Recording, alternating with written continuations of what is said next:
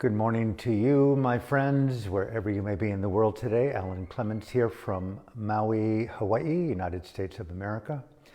Today, July 29th, 2021, a continuation of my talk yesterday, part two,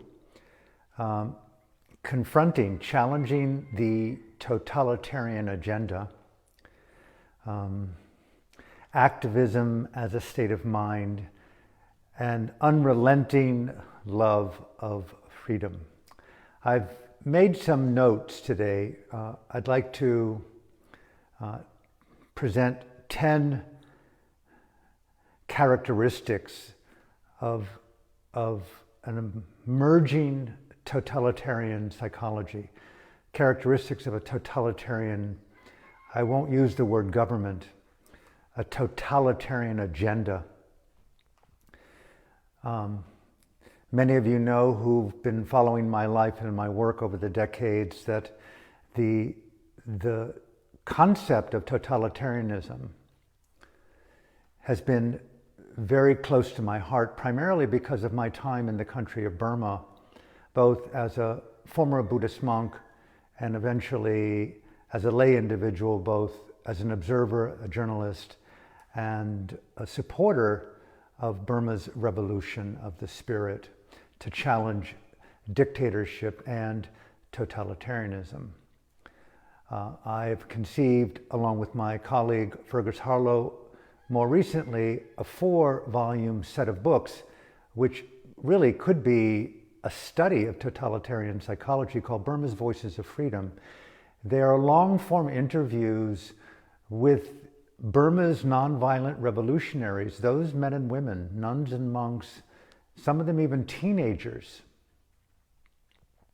who felt within their own conscience and dignity their love of freedom, their love of the dream, their love of human rights, their love of the future of life, the love of the family, the love to live and to walk and to breathe with minimal, if no fear at all, to pursue education, love, intimacy, truth, and the future of freedom.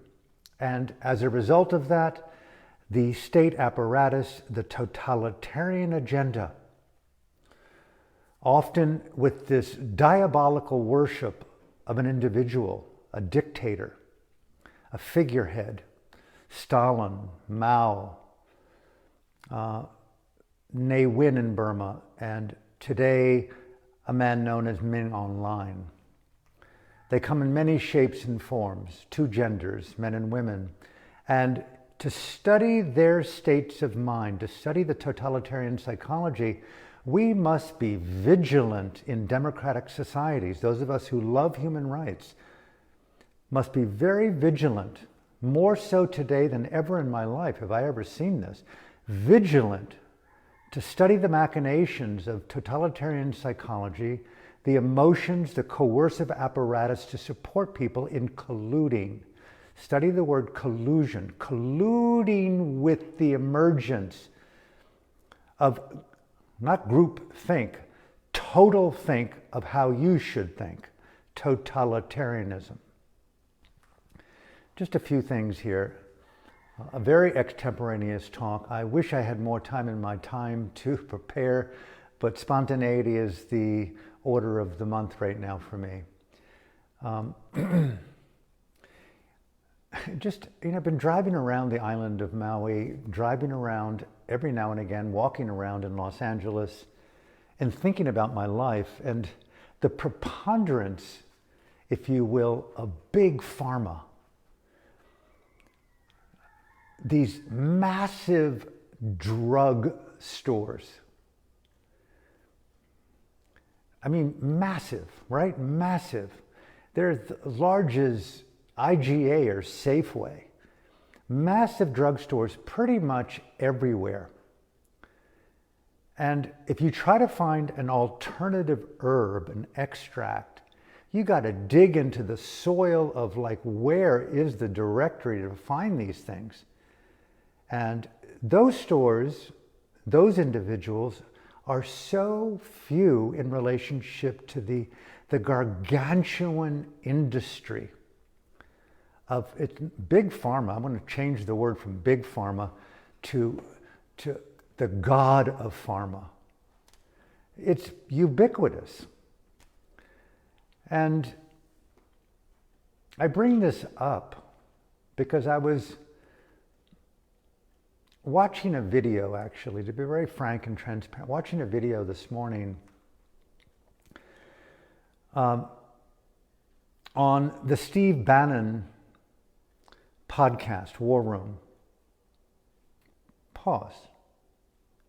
10-minute clip. And if I get it right, Mr. Bannon was interviewing a very distinguished physician, Dr. Robert Malone, who, as I understand it, discovered the RNA transfection and invented the mRNA vaccines, invented them. Pretty amazing. He goes on to say that he is super uber pro-vaccination, okay? And he's talking to Mr. Bannon. And in this 10-minute clip, I'm watching it lying in bed this morning, in breath, out breath, what to believe, where to go, how to feel. And this gentleman, Dr. Robert Malone, a distinguished physician who discovered the RNA transfection and invented the mRNA vaccines, Pfizer and Moderna, explains that people who have taken the Pfizer and the Moderna vaccines are at a high greater risk of getting COVID than someone who is not vaccinated. I'm going like, what? Come on, man. Dr. Robert Malone, he is making it perfectly clear to Mr. Bannon in this short video. You can see it online on War Room Pandemic, that the very inventor of the mRNA vaccines, the core biology of Pfizer and Moderna, is saying, without a doubt, that new data has informed him as a professional that those who have gotten the vaccine of Pfizer and Moderna are at a far greater risk of contracting COVID than someone who is not vaccinated. Wow. Now, why isn't that on CNN, on the headlines of the New York Times? Why isn't the BBC? Why isn't our President Joseph Biden making that the declaration of today's information, when the Einstein of the very invention of the vaccine that we're using, along with this preponderance, correct? Preponderance of vaccination mandates that now has become the mantra of this, I use the word, the mantra of the totalitarian agenda. And I'm reading, hang with me, if you don't, bye. Then I'm reading on Democracy Now! With Amy Goodman, that she has a guest, Dr. Liana Wen, and she's saying we can't trust the unvaccinated, like the poster girl, a physician, an emergency room doctor, paraded up on Democracy Now! With Amy Goodman. We can't trust you, the unvaccinated. The inventor of the vaccine saying, if you got the vaccine, you're at a far greater risk of getting COVID. And I'm going like, I'm an adult. You're an adult. I'm going, this is quintessential clusterfuck. Quintessential diabolical narratives that so contradict And it comes down to this very strange thing called a needle in your arm that's supposed to mitigate the possibility of extreme illness and possible death. The word vaccine, forget the word vaccine. That's vaccine porn. It's a misuse of the word. And I'm sitting over here as a meditator, a yogi, dealing with my own medical challenges, trying to live a life here on this island, trying to figure out where to go, who to be with, what to do, as all of us are trying to figure out. And it's like, how do you figure out who to believe, what to trust? And no matter how much we were to talk about the necessity to be vigilant today with independent thinking and deep discernment and radical reasoning and cross-referencing, if you're not watchful of your set of Encyclopedia Britannicas and your set of Tipitacas and your set of Carl Jung's books on psychology and all the ways in which you and I anoint information bases to be legitimate, then all of a sudden we live according to the information that we determine to be true, but it could be false.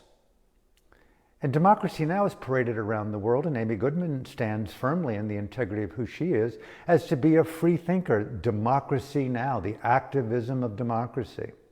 Pause. Kind of a cold, slightly long start to this talk. Confronting, challenging the totalitarian agenda. Activism as a state of mind, an unrelenting love of freedom. Okay, I'm trying to combine in my podcast here on what I've called As I See It in my live streams every day, how to bring classical Dhamma, classical Dharma, classical mindful intelligence, classical psychological wisdom, classical emotional courage, classical clear cognitive thinking, critical thinking, classical democracy in action, to challenge for myself the conscription into totalitarian madness. And I've seen how those in power in those countries where I've lived and studied, like in Burma, that when you control the information sources, when you control mass communication, and when you punish anyone who deliberately stands up for something that's different than your own narrative, especially if you're in power, you use intimidation, you use coercion, you use violence, you even go as far as torture, you kill, you murder, you maim, you disappear, you ruin their cultural, economic, financial, emotional lives, and even take their life if needed. Welcome to Burma. Welcome to totalitarianism. Welcome to life under Xi Jinping in China. Welcome to life in Hong Kong today, if you have one iota of a love of freedom. If there's ever been a time in my humble life to be vigilant right now, yeah, you can do your downward facing dog, you can do your meditation up the wazoo, you can listen to your WhatsApp, whatever you need to do in order to ameliorate your need to be an independent, radical thinker. And I'm going to heal, I'm going to continue to be flexible, I'm going to keep looking for my online teacher training course, fill it up, fill it up, fill it up. All that kind of banality that comes with ordinary human mediocrity. Fine, do it. However, there are forces at play right now that want your arm, that want your body, that want your mind, that want to control our emotional, psychological thinking. They can't control our spiritual thinking. They can't control the nuministic. And that's why dictatorship is so threatened by the spiritual. So, that's you and that's me. We are spiritual renegades, Dhamma, Dharma, rebel, mavericks. What do those words point to? A radicalization of your conscience and your dignity and your, I'm just talking to myself. The radicalization of your conscience, your dignity, your very essence of your soul, your heart, the fabric of your integrity is about your ability to get up, to get dressed, to bathe, to shop, to move, to touch, to love, to drive, to give, to move, to celebrate. That's all based on freedom of movement, a universal human right under democratic governments. Totalitarianism wants to control you into becoming a puppet of what they want you to do and not do. Freedom of thought. Oh yeah, I'm just telling the truth. Why is Bannon vilified when he has this amazing, distinguished physician on, Robert Malone, the inventor of the mRNA vaccines, Pfizer and Moderna, and he's basically saying new data, information is telling us that those who've been vaccinated with those particular two brands are at a greater risk of being infected with COVID than those who are unvaccinated, when our country and the world right now is on a rampage of authoritarian control. Mandate, mandate, mandate, roll up your wrist, roll up your shirt, put it into your arm, save your life, save your community, save your nation, save your God. Utter contradiction. Who to believe? Okay, I've listed 10 things here. There are probably many more. And I use them as what totalitarianism is. And if I can just say them, essentially totalitarianism wants to subordinate all aspects of an individual's life into a total control characterized by the complete lack of democracy, total obedience, and the demand for loyalty. Complete lack of democracy, total obedience, and the demand for loyalty. 2, controlled by fear, terror, violence, corruption, and coercion. 3, widespread personality cultism. People who claim to have the all-embracing authority, and they tell you what to think and do. And there is a type of fetishism around these cult heroes, so to speak, who are really not heroes or heroines at all, but they demand loyalty. And if you don't loyally give your life, often your income and your life, to these people, there is fear, there's terror, there's violence, corruption, coercion. It will get into some of the more absolute forms of control over the economy, massive censorship, mass surveillance, mass communication to spread propaganda, almost complete limited movement of freedom, absence of justice, rule of law, and the basic regard for human rights, control of the media, propaganda, misinformation, the arbitrary arrest, the demand for obedience of those who appear rebellious. And then this is a tragic one, number 10, arbitrary arrest, disappearances, torture, imprisonment, death, harm to friends, family, and colleagues. Let's just sum it up here. Stalin said it very well. A quote of his that I've written down here. He says that ideas are more powerful than guns. This goes right back to Noam Chomsky in his book, Thought Control Under Democratic Societies. Ideas are more powerful than guns. We would not let our enemies have guns. Why should we let them have ideas?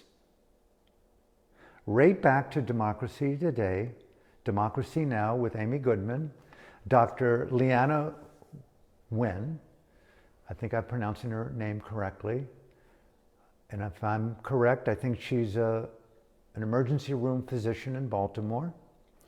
And she's coming out with, we can't trust the unvaccinated on Democracy Now! Subversive Stephen Bannon has the very inventor of the mRNA vaccine of Pfizer and Moderna, their patents, and he's saying that based on data that we have today, that those who've been vaccinated, think of that word, the control of information, vaccinated, are at a greater risk of getting the disease that the vaccination is preventing. That's called propaganda. If that be true, who do what I know? How am I to know what a distinguished physician, the inventor, a scientist is saying to the entire world? I mean, Bannon's downloads are now exceeding 70 million on his podcast. And 10-minute clip only. How do you take that down? How do you censor that? Pause. I'm just trying to prevent the collapse of democracy and the future of freedom in my humble way. Mr. Jack Dorsey, a fellow Buddhist meditator, obviously the CEO, I think the founder of Twitter. He spent a considerable amount of time in the country of Burma. If I'm not mistaken, I think he's a student within the Goenka tradition of U Ba Khin, who was one of the board of directors in the early days at the monastery that I lived, under my teacher, the Venerable Mahasi Sayadaw. So Jack Dorsey's a Buddhist meditator, in-breath, out-breath, mindfulness of my thought, my feeling. Yet, when you look just even at the landscape of how Twitter operates in the last week, now mind you, I'm just presenting information within a democratic society openly and freely to encourage discourse, debate, reasoning, independent thinking, and the love of freedom, and making activism to support democracy the raison d'etre of my integrity, my yoga, my meditation today. And Mr. Dorsey,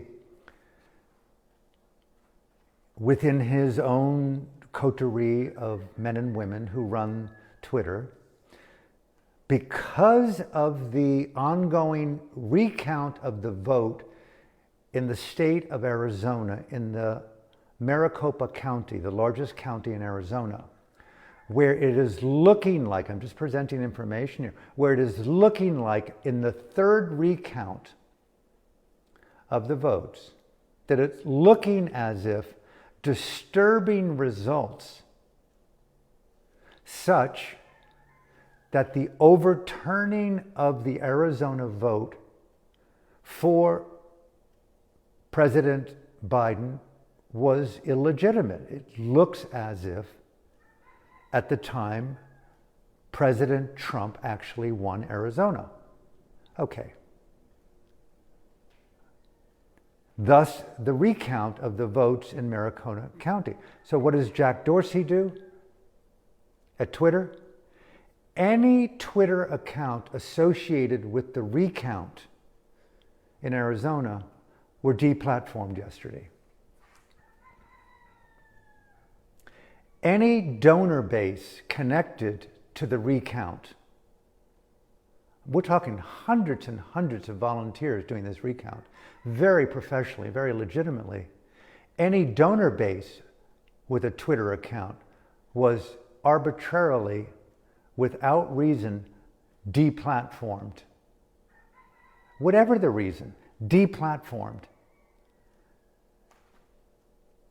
Let us not be mistaken. That's totalitarianism. Vaccine mandates, when the inventor is telling us, pause, early data is pause. And the government is telling us very likely that all 4 million federal employees must get a vaccine that the inventor is telling us very likely will increase the likelihood of getting COVID, not preventing it. So we're at this incredible moment of distortion through misinformation, propaganda, obviously stating the obvious. Families, friends, sanghas, communities, nations, the globes are at war. That's called divide and rule. It's a dictatorial, totalitarian psychological tactic to maintain control and to divide the world and preoccupy those people in narratives of battle. Meanwhile, they continue to consume and gather power in economic ways. Pause. Misinformation. Just pause here about deplatforming. Removing your voice through the social media, traditional media. Julian Assange, Edward Snowden. I mean, there's so many examples. And right now we have an opportunity to step back from the certainty of our narratives. That's including me. And I want to encourage here in the last third of this sharing today, the radicalization of your love. I don't want to use the word freedom here only, but the attributes of what you discern, what you admire, what you cherish about the quality of freedom in your mind, in your heart. Examining the very sources of information that you take to be true. Right now, my beloved friend and mentor and colleague and fellow sister student of our teacher, Sayadaw U Pandita, in Burma, Daw Aung San Suu Kyi, done 2 books with her, is in an undisclosed location, a prison somewhere in Burma, minutes away. I posted it on my Instagram and on my Facebook story pages yesterday. Minutes away from life imprisonment, based upon a man like Xi Jinping in China, Ming Online, an absolutely corrupt dictator spreading the propaganda of totalitarianism throughout the country. This incredibly awakened individual, this remarkable woman, dedicated her adult life to freedom of speech, freedom of mind, nonviolence in the face of persecution, a country filled with political prisoners, thousands of people tortured to death. She and her colleagues, revolutionary examples of an unrelenting love of freedom. Pause. May I invite you in the takeaway from this talk today, what are the attributes of freedom that you love, really love? Reasoning, inquiry, association without fear, persecution, blame, and harm. The love to create, to walk, to talk, to buy, to share, to gift, to cry, to go into therapy, to meditate, to go into retreat, to travel, to feel, to discern your own fate, what goes in your mouth, what goes in your body, and to understand and trust those in leadership and government, in politics and religion, to be committed to truthfulness, not propaganda, not lies, not the distorting, corrupt, toxic filters of greed and money and power over health and safety and freedom and love. My friend Daw Aung San Suu Kyi and many of her colleagues right now, I am outraged that one, she is incarcerated and the country is incarcerated and the people of the world are just simply watching, doing so little to stand in support of these incredible people in their quest, in their cry, in their revolution for freedom. We have an example. Burma is just the suburb, the city next door to New York, to Philadelphia, to Washington, to Sydney, to Melbourne, to Toronto, to Vancouver. It is a globally interrelated world today. Totalitarianism is on the march. Let me close here. If there's ever a time to be vigilant with regard to what is the truth, to overcome our bias, our anger, our prejudice, and to rise high into the dignity of deep reasoning and deep questioning and allow our democratic cultures to have free discourse, I would invite Amy Goodman to have Robert Malone on and to talk and to debate with Dr. Lena Wu on the truth of what these things are. I would invite President Biden and Dr. Tony Fauci to talk with Dr. Robert Malone and to debate on CNN and BBC, on live on the New York Times. Put it out for the world to see the beauty of dialogue, not coercion, not mandates, not the rise of totalitarianism. The whole world, Americans, Canadians, Europeans, all of us around the world, Australians, Burmese, everyone, we're feeling mistrust. We have every right in the world to feel that mistrust because it's a mistrustful situation. Governments and big pharma, I'll close here.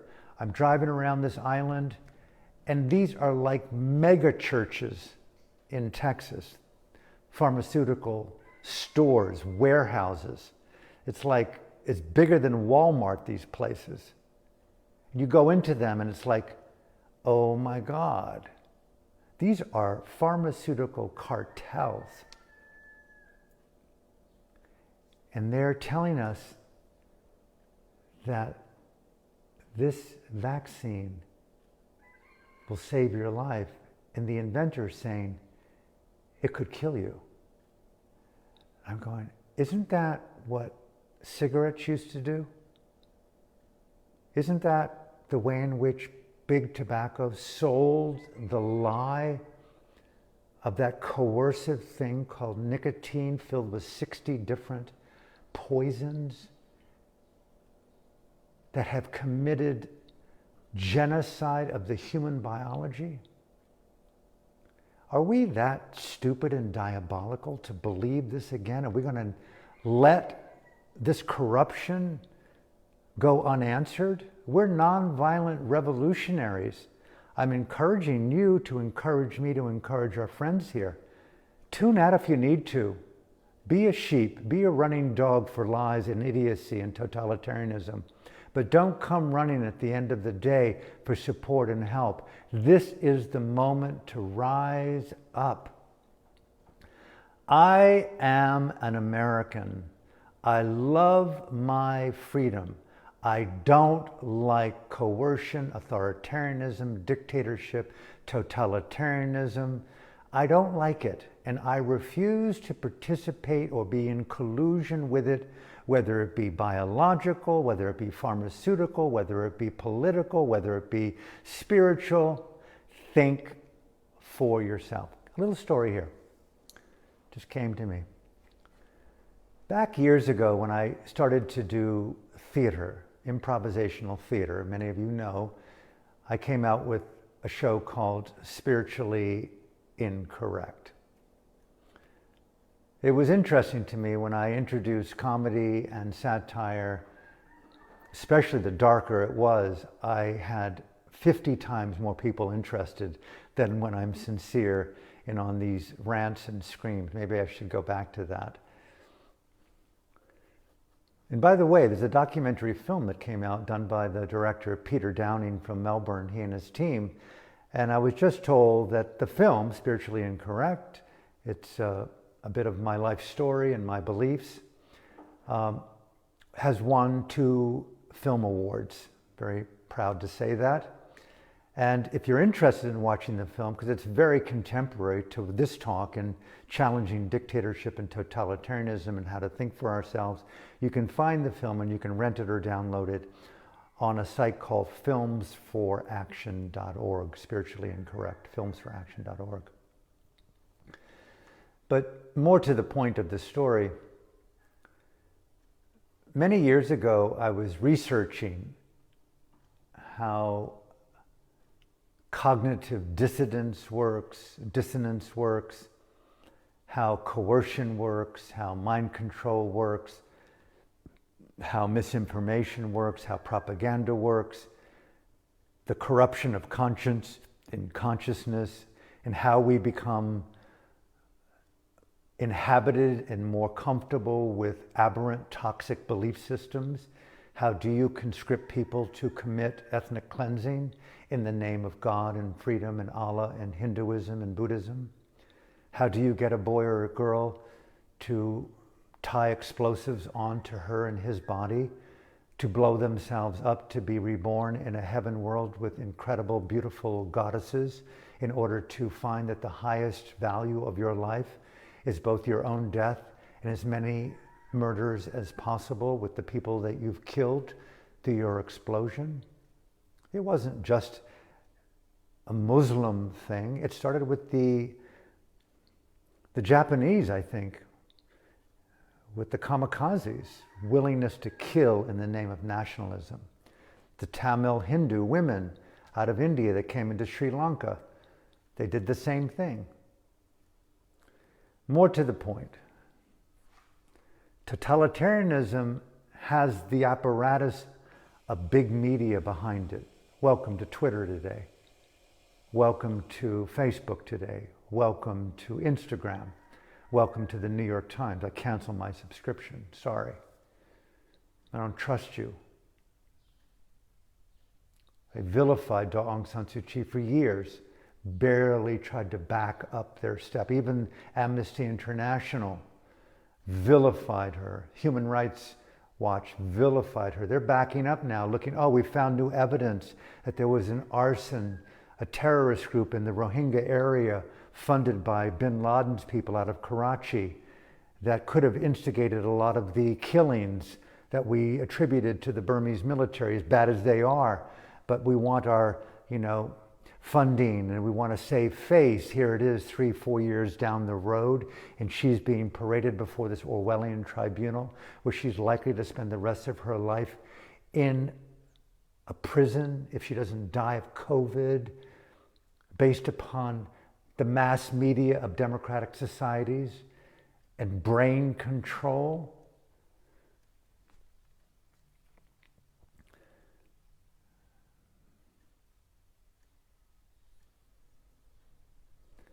It's a thing called the Dr. Fox effect. And in 1970, there was a study done, very likely somewhere in the West Coast in California. I'm not sure exactly whether it was Stanford or not. And a group of social scientists, psychiatrists, psychologists wanted to understand the role of mind control, manipulation. And so they hired a talented sitcom actor. I think his name could have been Sidney Fox, the Dr. Fox effect. And his role, according to the social scientists and psychiatrists in the study, was to speak for 20 minutes, it was like the earliest TED Talk on record, to this group of selected psychiatrists, psychologists, and PhD students in clinical psychology. I think it was 55 of them. They were to come and hear a talk by this man named Dr. Fox, a fictitious label, who was touted to the 55 mind psychology savants as the world's expert in game theory as it applied to medical education. Game theory as it applies to medical education. And unbeknownst to the 55 participants in this study, this blind study, Fox, the sitcom actor, the sitcom actor of all things. I'm sure it was not intended, but he was told, you must speak in such a way for this 20 minutes to make absolutely no sense. You must do it so articulately that you, through your mannerism and your tone, your charisma, we want you to use everything that you've learned as an actor, including charm and wit and laughter and smile and pauses and mannerisms. Charm the pants off of these doctors of consciousness. And and you know where I'm going with this. And so Dr. Fox got paid a hefty amount to do his 20-minute routine of senselessness, employing the timeless attributes of charisma and sexiness and humor and wit and charm and neologians, which are essentially a linguistic term that means that something means only something to the speaker and it means nothing else to anyone else. Non sequiturs, but mostly humor, charm, wit, charisma, but do not make sense. And at the end of the 20 minutes, the 55 mind consciousness savants were given a written study test to evaluate their perceptions of sitcom Fox, Dr. Fox.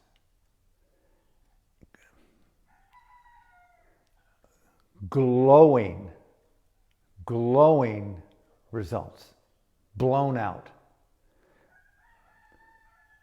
One of the most eloquent, informative speakers we've ever heard. Okay. I'm so inspired, I'm thinking of possibly getting a second doctorate under this gentleman's guidance. Okay. I'm not comparing myself to psychiatry, psychology, clinical psychologists, PhDs. But these are people, men and women in our culture, in democratic societies, supposedly trained as a Sherpa would be in Nepal or Tibet to help someone who's less talented to walk along these shifting slopes and to avoid that deep crevasse called the subconscious and overcome these conditions, to walk and navigate the edge and the slope, to get home and have a beer and a glass of wine and to make love again, and to have seen what high altitude hiking is like with the guidance of a PhD, a psychiatrist who we go to navigate these Alps of uncertainty, to stop slipping down into these deep crevasses. My addiction, my depression. Give me the pharmaceutical to overcome my hell. Okay? The scientists who initiated the study, the Dr. Fox effect, were blown out. They were in disbelief, and so they did it a second time with a second group of 55 psychiatrists, psychologists, clinical psychologists, and PhD students.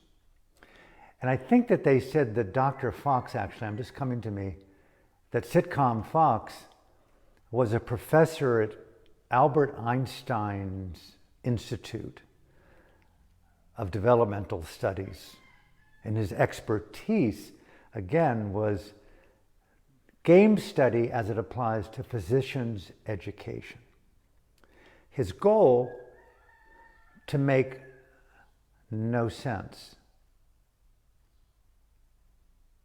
Like speaking in riddles that are unsolvable in language.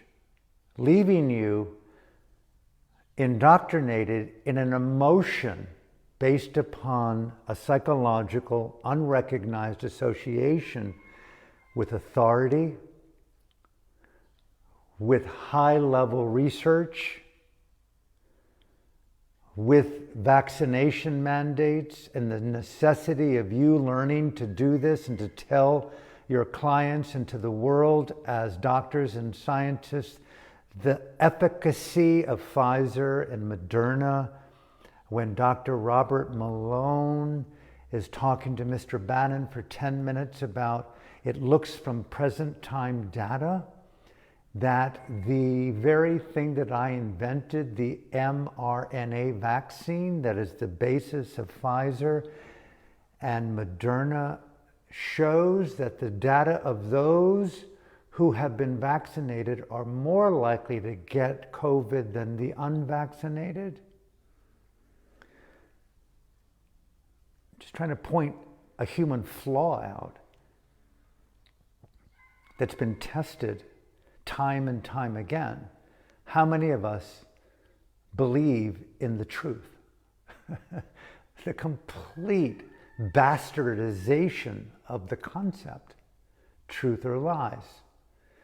Welcome to George Orwell's 1984.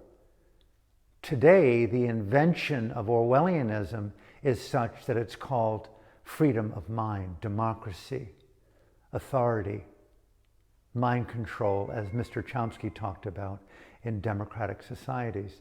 We are living in the age of global totalitarianism and communism, and we will not go lightly, right?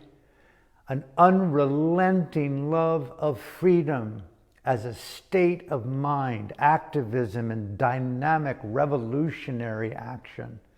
Democracy in action. Think for yourself. They did the second test with Dr. Fox, Sitcon Fox. The same results. Overwhelming, astounding applause for this gentleman's eloquence, clarity, the perfection of his presence with complex topic. Completely hoodwinked, Stalin-like, Mao-like, Xi Jinping-like. Do I dare even use the word Biden-like? Fauci-like? How far can you go, Alan, in your satirical dark comedy here, as you did in your book, Extinction, X-rated, as you did in your documentary film, Spiritually Incorrect? Watch it on filmsforaction.org. Get the book, Extinction, X-rated. See what I'm saying about this, how to overcome dictatorship before it conquers you from the inside out, biologically, psychologically, and spiritually. How many people I have met in the name of being a highly trained Western white Buddhist teacher that promotes cultism, profit, capitalism in the name of transformational technologies. What's new, right? What's new? So totalitarianism isn't just in government. It's in the church, it's in schools, it's in synagogues, it's in meditation centers. The lies are preposterous. Look at the things that get paraded around as legitimate when in fact they're lies. I think that is the real truth today, is to put on our altar of discernment, what is the truth? How do we understand the truth? And let us come back into, I close here, let's not be indoctrinated within our own sitcom Fox. Who is your sitcom Fox? Who do you worship, Alan? Who do you praise that is beyond impunity? Who do you take for granted? What labels do you trust that you don't really look into the fine print of that? How do you vilify Stephen Bannon when in fact he's brought out a world-class scientist, doctor, an inventor? Look at all the prejudices. I've felt this in my own life. As soon as I became authentic, I lost most of my followers. As soon as I kind of questioned the teachings of the Buddha like a good Buddhist would, I lost support and donors. I no longer belonged to the Politburo of Western Buddhist teachers. Look at my friend Aung San Suu Kyi going from the unthinkable beauty of grace and courage non-violently brought to the surface to confront dictatorship and totalitarianism in 2 to 3 short years through the manipulation of corporate media, fraudulent corporate media, and the running dogs who don't have the skills to think for themselves. She's in a prison cell in Burma now, about to spend the rest of her life at 77 years old, outraged. So, from my heart to yours, I hope there's something valuable in here for you. Think for yourself, rise up, do not be foxed. Question your allegiance to the sitcom of propaganda. The fight is on, the war is on, man. Rise up. Free Aung San Suu Kyi. What are you waiting for, Biden? What are you waiting for, Blinken? What are you waiting for, United Nations? Give freedom a voice. She is one of the great anti-sitcom foxes in the world. What you hear from that woman's heart as a representative of the people of Myanmar. Myanmar today, the 54 million people are anti-sitcom fox. That is a revolutionary expression of democracy in action. Bring the people of Burma onto democracy now, Miss Goodman. Bring the people of Burma onto your show, Mr. Bannon. Let's give freedom the power and the voice, not only for our own lives, but may I close here. Let's dedicate our lives to freedom, to democracy, and the future of life. If anything I love about living, I can use my voice while I have it. I can use my hands. I can use my body. I can learn to discern. Let us empower curiosity, wonderment, awe, and ultimately, let's not forget the people in the countries that are struggling firsthand to challenge sitcom Ming Online, the liar. Let's not be afraid to use words to point to the truth. Liar, fraud, dictatorship, call a name as it is, Fauci. We want truth, not lies. Is the vaccine a vaccine or is it a pathogen? Let's have a debate. That's all I'm asking for. From my heart to yours, thank you for tuning in. God willing, see you tomorrow here at 9:30. And on Sunday, I will have a special guest, Raj, in an intimate dialogue at 9:30 a.m. Hawaiian time on indigenous plant medicines from Hawaii and South America and India. The man is a radical genius in these areas. So I hope you'll tune in, bring your friends in, a lively discussion on the power of the plants in development of consciousness. Okay, from my heart to yours, thank you.